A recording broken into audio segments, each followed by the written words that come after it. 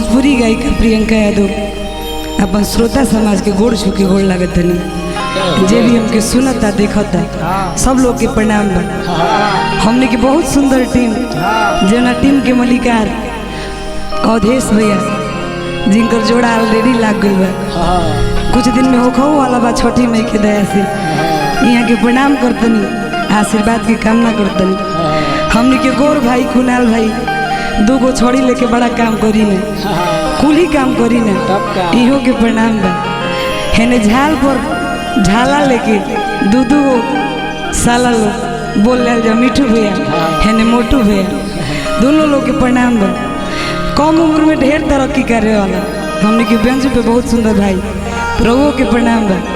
आ camera man के तो जवाबे नहीं खे, यहाँ के देखई में खाली सावर लगे बाकी जोड़ी इनकर गोड़ लागल हो।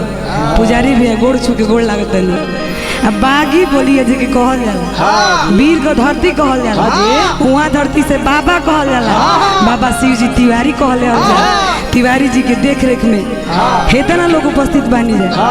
अपन लेखनी से बहुत सुंदर रचना करे वाला परम आदरणीय हमने के अवधेश में उपस्थित बनी। अवधेश प्रेम जी प्रणाम बरुआ के आशीर्वाद की कामना बा। बहुत सुंदर रिकॉर्डिस्ट, छोट उम्र में गोरे गोरे भाई बोल रहे रवो के प्रणाम बा।